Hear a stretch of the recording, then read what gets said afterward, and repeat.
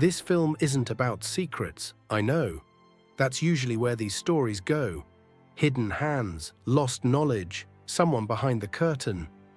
People seem to like that, but honestly, that's not what keeps me standing here. What keeps me here is simpler. It's that strange moment when the paperwork feels finished, and the building clearly isn't.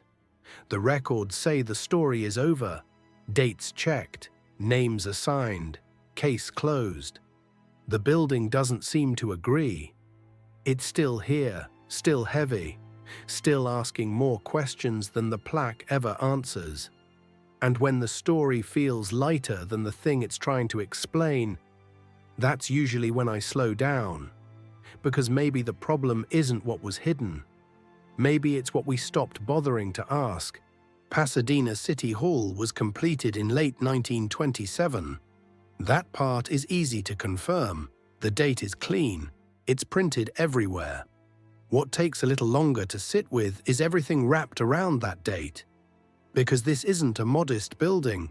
Its outer dimensions measure roughly 351 feet north to south and 242 feet east to west.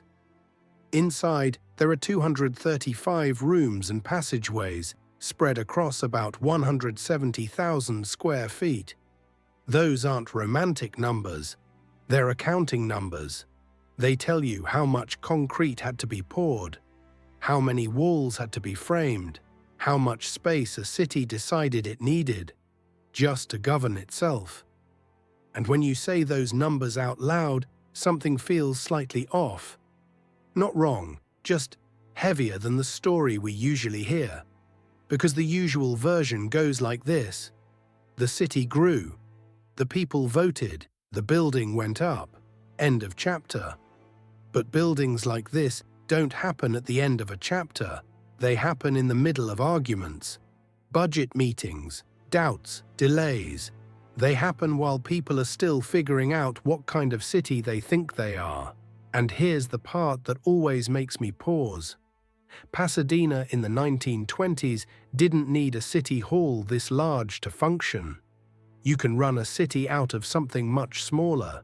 People do it all the time. So this wasn't just about function, it was about confidence, about being seen, about deciding very publicly that this place intended to last. And once you notice that, the building stops feeling like a backdrop. It starts feeling like a statement. Not hidden, not mysterious, just bigger than the explanation usually given. Before we talk about who approved it, or how much it cost, or what it was meant to symbolize, we should probably do something simple. We should look at it. Pasadena City Hall doesn't try to impress you by being tall.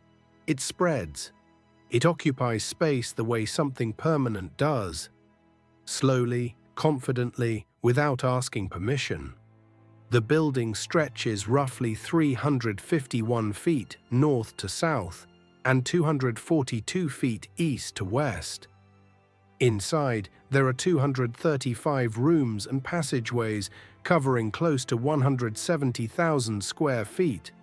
Those numbers aren't poetic, they're practical. They tell you how much material was committed before anyone worried about style, because style comes later. What you're standing in front of here is first and foremost a mass, a broad structure organized around a central courtyard. That courtyard isn't decorative. It brings light into the interior. It controls how people move. It creates a pause between the city outside and the work of government inside. In other words, it slows you down. That's not accidental. This is architecture assuming people need a moment before dealing with authority. Structurally, the building is reinforced concrete, a modern material for its time. But it doesn't look modern. It's finished in stucco, ornamented with cast stone and capped with clay tile roofing. Arches, columns, familiar shapes, concrete dressed in older language. Not because the designers were confused, but because they understood something important. People trust what feels familiar. So instead of celebrating new engineering, the building wraps it in forms that suggest stability, tradition, continuity. It doesn't want to surprise you, it wants to reassure you. And that tells us something before we ever open a file. This wasn't a building meant to adapt quickly. It was meant to stay put. Whoever approved this fully expected it to still matter long after they were gone. That expectation, more than the ornament, more than the dates, is the real thing we're looking at. At some point, every building like this gets reduced to paperwork. Dates, votes, signatures. Pasadena City Hall is no exception. In 1923, the residents of Pasadena approved a $3.5 million municipal bond to fund a new civic center. That wasn't symbolic money, that was commitment. $3.5 million in the early 1920s meant taking on debt for something no one would personally own. No rent, no storefronts, no return on investment. At least not the kind you could calculate easily. Just a building meant to represent the city itself. That detail matters, because this wasn't imposed. It wasn't a gift from a wealthy patron, it was a public decision. And public decisions tend to move carefully, which makes the next step worth noticing. In April 1924, a design competition selected the firm Bakewell and Brown to shape Pasadena's civic center.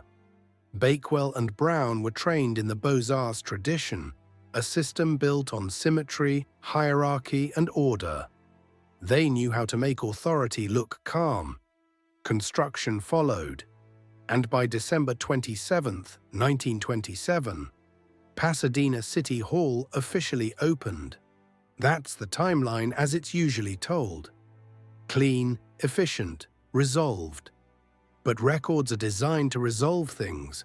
Once the bond passes, the uncertainty disappears from the file. Once the architect is chosen, the rejected ideas vanish. Once the building opens, all the strain collapses into a ribbon cutting. That doesn't make the record dishonest. It just makes it selective. Paperwork isn't interested in doubt, it's interested in closure.